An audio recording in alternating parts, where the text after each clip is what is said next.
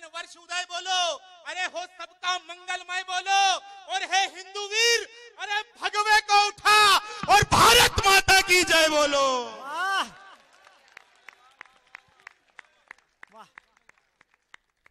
पर हम सिंहों के संतान है साहब, हमारे रक्त के अंदर महाराणा प्रताप, शिवाजी, चंद्रशेखर आजाद, भगत सिंह जैसे लोगों का रक्त बह रहा है। इतनी कम जयकारतों में पाकिस्तान के एक ईंट भी नहीं हिल पाएगी। जरा दोनों हाथ खोलकर बोले भारत माता की। और इसलिए भी जयकार साहब, आदरणीय बहन जी यहाँ पर बैठी हुई है, जीतू भैया, इसलिए भी जयकार लगाना की जरूरत पड़ती है। ये हमारे संस्कार है, जहां पर हम श्री गणेश के 10 दिवसीय मनाकर मां आद्य शक्ति की नवदुर्गा की पूजा कर हमारे आस्था के केंद्र श्री राम को आस्था के केंद्र में स्थापित करके दशानन रावण का जब वध कर देते हैं, तो वही दशानन रावण का वध करने वाले आस्था के श्री राम ने अपने पिता की आज्ञा पर 14 वर्ष का वनवास किया था। मगर मैं मेरे आराध्य महाराणा प्रताप को मानता हूं साहब, वही राम के वंशज ने 22 वर्ष का वनवास करा था भारतीय संस्कृति की रक्षा करने के लिए जंगल के अंदर। वाह वाह, महाराणा प्रताप ये संकल्प है, किलो को मुगलों से जब तक मैं ना ले लूंगा, संकल्प है किलो को मुगलों से जब तक मैं ना ले लूंगा, अरे पत्तों पर खाऊंगा और मैं घास फूस पर सोऊंगा। तो राणा का सेनापति बनकर मान सिंह जब आया था, अरे मुगलों राणा का अकबर का सेनापति बनकर मान सिंह जब आया था, राणा के भाले का सुनकर मन ही मन भाई खाया था।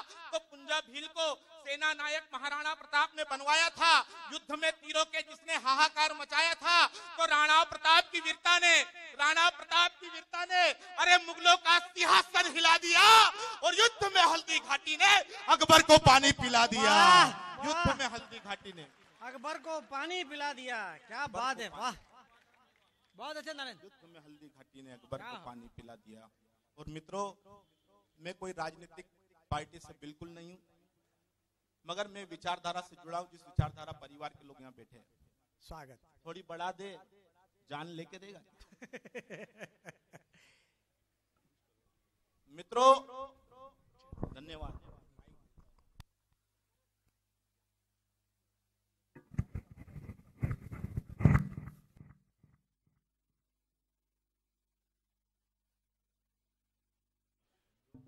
हेलो, ठीक है, आपको लगता हो तो मैं ताली वाली तो मांगूंगा नहीं, मगर आप दे दोगे तो मना भी नहीं करूंगा। मैं जहां से बात को प्रारंभ करना चाहता हूं, भाजपा की एक नेत्री और एक नेता यहां बैठे हुए हैं, कई पदाधिकारी यहां बैठे हुए हैं। अभी अभी उत्तर प्रदेश के अंदर एक बड़ा तहलका मचा, एक परिवर्तन आया। आप उस परिवर्तन को, आदरणीय अशोक भैया, आदरणीय गुरुजी, आपकी इस दृष्टि से सारे लोग देखते हैं, मैंने भी अपनी दृष्टिकोण से वहां पर उत्तर प्रदेश को देखा। स्वागत। और मेरी एक अपेक्षा जागृत हुई, मैं आप तक पहुंचाता हूं। लगे कि मेरी अपेक्षा यहां बैठे एक एक व्यक्ति की है, तो मुझे आशीर्वाद दीजिएगा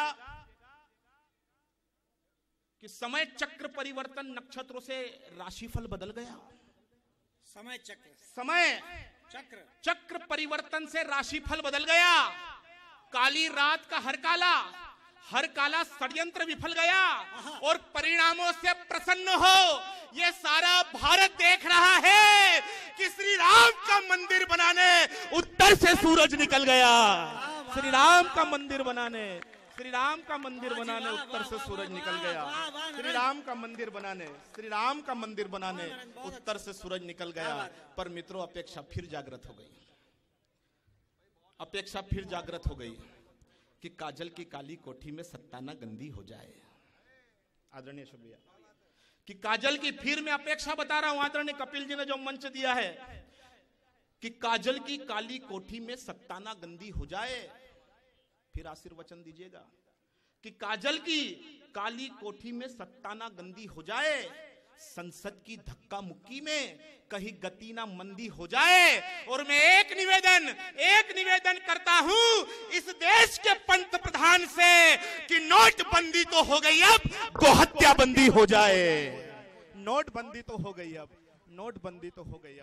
गोहत्या बंदी हो जाए। नोटबंदी तो हो गई। और आपको लगता है कि मेरी अपेक्षा जायज है, तो पूरा सदन एक बार श्री राम के भव्य मंदिर बनाने के संकल्प के साथ, पूरा सदन एक बार जोरदार ताली बजा के मुझे होगा।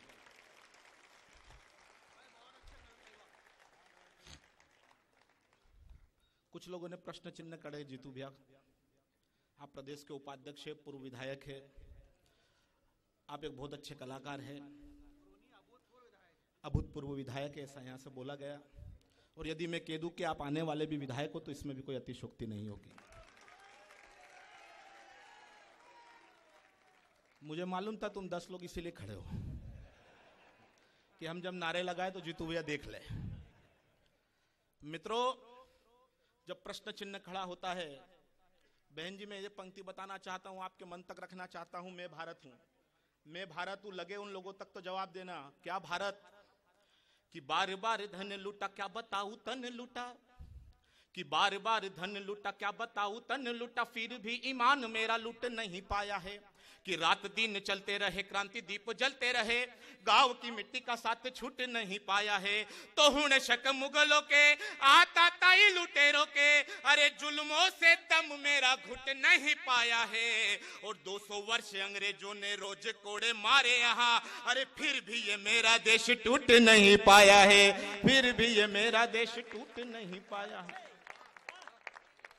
नहीं टूटने के पीछे एक कारण, एक हिदायत, कि इसकी पहचान से तेरी मेरी पहचान जिंदा है,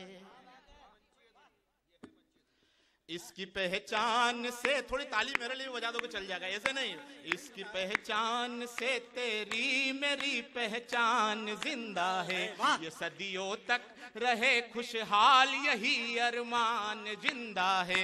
वतन चलता सियासत से कभी ये बात मत करना, वतन चलता सियासत से कभी ये बात मत करना, शहीदी खून के दम पर ये हिंदुस्तान जिंदा है, शहीदी खून के दम पर ये हिंदुस्तान जिंदा है। और मित्रों, कुछ लोगों ने, मैं क्षमा चाहता हूं, ये साहित्यिक भाषा नहीं हो सकती, पर मैं तो निमाड़ का निवासी हूं साहब, मालवार निमाड़ अपनी बात अपने तरीके से रखता है। कुछ 2 कौड़ी के लोग खड़े हो गए थे कुछ महाविद्यालय में, कुछ नहीं समझ में आ गई तो ठोक सकते हो, कोई मना वाली बात नहीं। अच्छा हुआ पता चल गया आज 3 में कितने थे। भाई साहब, मैं बड़ी टिप्पणी इस मंच से करने जा रहा हूं और बड़े वरिष्ठ अनुभवी कवियों के बीच में टिप्पणी करना चाहता हूं कि जितनी गलती दिल्ली के उस महाविद्यालय के उन विद्यार्थियों की नहीं थी, उतनी गलती वहां के शिक्षकों की थी, क्योंकि चाणक्य के सूत्रों को पढ़कर यदि भारत माता की वंदना सिखाते तो वहां से कोई चंद्रगुप्त निकलता, वहां कन्हैया जैसा गद्दार नहीं निकलता साहब। कि वीर शिवा और राणा की जवानी याद आएगी, कि वीर, वो आजादी भूल गए साहब, कैसे मिली, कि वीर शिवा और राणा की जवानी याद आएगी, युद्ध में कूद पड़ी झांसी की रानी याद आएगी, और भगत सिंह को लगे फांसी का फंदा देख तुम लेना, भगत सिंह को लगे फांसी का फंदा देख तुम लेना, तुम्हें तुम्हें तुम्हें आजाद भारत की कहानी याद आएगी, तुम्हें आजाद भारत की कहानी याद आएगी। और इसलिए भी मित्रों, चाणक्यों की आवश्यकता है, इस देश को चाणक्यों की आवश्यकता है साहब। बहुत अच्छे, वाह। यदि मैं बोलूं तो पूरा समर्थन मुझे बताना, मुझे आज सिर्फ एक चाणक्य दिखता है इस देश के अंदर, जिसका नाम होता है राष्ट्रीय स्वयंसेवक संघ। वाह वाह वाह वाह। जज कितने चंद्रगुप्त निकाल सकता है साहब? यदि दिल्ली में बिठा दिया मोदी तो उत्तर प्रदेश में दे दिया योगी, हरियाणा में बाकी की बात मंच से सारे लोग करेंगे। मैं जीतू भी आगे बढ़ना चाहता हूं, क्योंकि मैं तो विद्यार्थी हूं, बाकी सब महाविद्यालय में सीखने का प्रयास कर रहा हूं।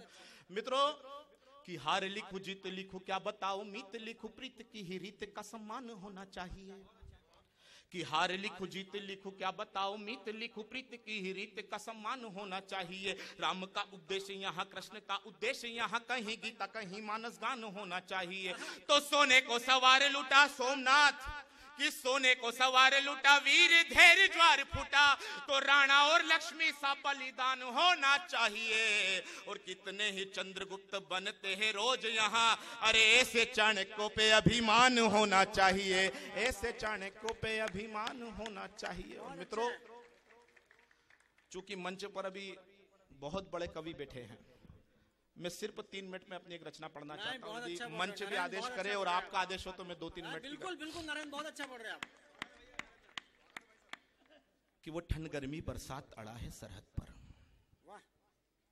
कौन सैनिक, वो 2 कोड़ी के लोग खड़े हो गए थे, कुछ कलाकार दिल्ली में, जीतू भैया, उन्होंने कह दिया था कि किसने कहा था कि सरहद पर अपने बच्चे पहुंचाओ, अपने बेटे पहुंचाओ।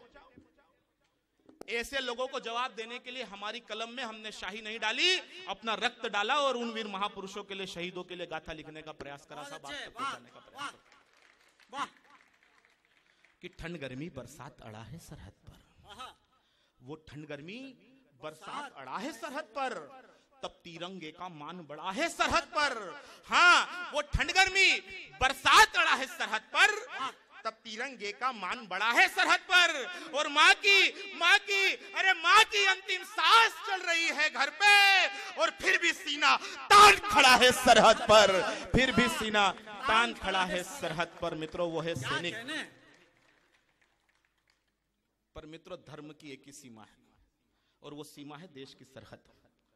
बड़ी जिम्मेदारी के साथ कहना चाहता हूं इस मंच से कि देश की सरहद पर मरने वाला हिंदू हो, मुस्लिम हो, सिख हो, ईसाई हो, वो मरने वाला सैनिक मेरे घर का बेटा होता है, मेरे गांव का बेटा होता है साहब, क्योंकि वो हमारी रक्षा करता है। एक सैनिक शहीद हो गया, मां ऊपर चले गया, उसको वहां ईश्वर मिला, रब मिला, खुदा मिला, जीसस मिला। आदरणीय आपके मन तक पहुंचाता हूं। स्वागत। रब, ईश्वर, खुदा, जीसस मिला। उसको कहा, अरे तू तो भारत की पुण्य भूमि की रक्षा करते हुए शहीद हुआ है, तू बता तुझे स्वर्ग में कौन सा स्थान दिया जाए। तो उसका जवाब क्या था कि माना कि मैं भारत की पुण्य भूमि की रक्षा करते हुए यहाँ पर शहीद हुआ हूँ, मैं मिट्टी का कर्ज चुका कर आ गया हूँ, मगर एक कर्ज बाकी रह गया, वो एक कर्ज मैं आपकी अदालत में रखता हूँ। आप बताना सैनिक ने क्या कहा होगा साहब? कि जब सरहद ने दी आवाज उसी पल दौड़ आया हूँ, कि जब सरहद ने दी आवाज उसी पल दौड़ आया हूँ, और बचा कर सरजमी को मैं शहीदी ओढ़ आया हूँ। और हे ईश्वर रब खुदा जीसस तू मुझको माफ कर देना, मैं बूढ़ी माँ की आंखों को बरसता छोड़ आया हूँ, मैं बूढ़ी माँ की आंखों को। और इससे बड़ा सम्मान मुझे नहीं दिखा कि मैं क्या पंक्ति रख पाता सम्मान में। बहुत अच्छे, बहुत अच्छे। कि हमारे मुस्कुराने से सदा वो मुस्कुराता है। देखो, हिचक नहीं रखना, चलने दो जैसा चल रहा है। हमारे मुस्कुराने से सदा वो मुस्कुराता है, हमारी एकता को देख के वो जगमगाता है। कि बेटा सरहदों पर देश की बलिदान जब होता, शहीदों की शहादत पर तिरंगा सर झुकाता है, शहीदों की शहादत पर तिरंगा सर झुकाता है। और यहाँ से मित्रों में एक यात्रा करना चाहता हूँ। नरेंद्र भाई जिंदाबाद, बहुत अच्छा पढ़ रहे हैं। और यात्रा मेरे निमाड़ की, जहां से आदरणीय का भी कहीं ना कहीं स्नेह जुड़ा हुआ है। मालिनी जी यहाँ बैठी है। निमाड़ की मिट्टी की बात बताना चाहता हूँ साहब। मैं जिस खरगोन जिले से आता हूँ, मेरे गांव के पास में, सुनना भैया, मैं जो पढ़ने जा रहा हूँ अभी तक क्या पढ़ा मुझे नहीं मालूम। अब जो पढ़ने जा रहा हूँ मैं ऐसा मानता हूँ कि उसको जब मैं पढ़ता हूँ तो रामायण का खंड कीर्तन भी हो जाता है और भागवत कथा भी हो जाती है। इसलिए मैं पढ़ना चाहता हूँ। स्वागत, स्वागत। एक शहीद हो गया, उसका नाम था राजेंद्र सिंह यादव, घुघरिया खेड़ी गांव है। मुझे कविता पाठ करने का अवसर आज से 1 साल पहले वहां पर मिला, 1 साल भी नहीं हुआ, मई में होगा। मैं जब गया तो उसकी बेटी ने मुझे दिन में मुझे कथा पूरी बताई कि क्या क्या हुआ था। एक बेटी ने बताई। सरहद से फोन आया, राजेंद्र सिंह यादव सरहद पर गया, कारगिल का युद्ध हुआ, वो शहीद हो गया। शहीद हो गया, सबसे बड़ी विडंबना कि देश का एक सैनिक कम हो गया। उससे बड़ी विडंबना एक परिवार का कर्ता धर्ता चले गया।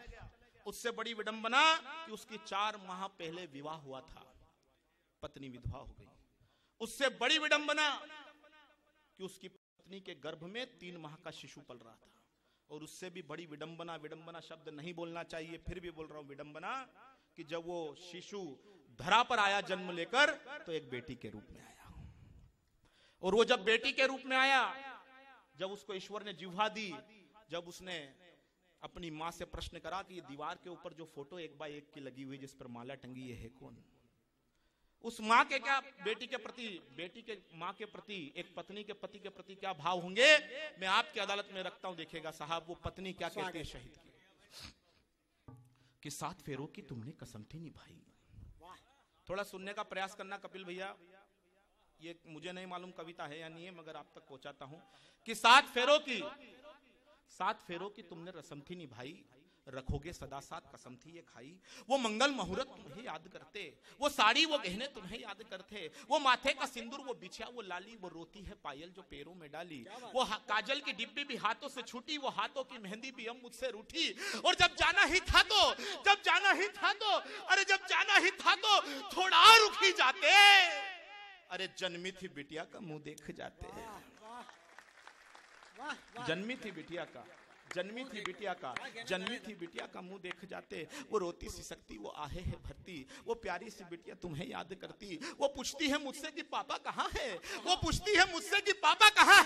अरे उत्तर में बस मेरा आंसू बहा है। और मैं पूछती हूँ तुमसे, अरे बस एक बार बोलो, क्यों छोड़ गए तुम मेरा साथ बोलो, क्यों छोड़ गए तुम मेरा साथ बोलो। मित्रों, ये बात तो उस पत्नी की थी पति के लिए। वो बेटी क्या कहती है कि जब आई मैं जग में खुशी गीत गाए, पर मुझसे तो पापा तुम मिल ही ना पाए। जब आई मैं जग में खुशी गीत गाए, अरे पर मुझसे तो पापा तुम मिल ही ना पाए। अरे गर्भ में माँ के मैं जब पल रही थी, तभी से तुम्हारी कमी खल रही थी। हिम्मत को उसके टूटते हैं देखा, अंदर से माँ को बिखरते हैं देखा।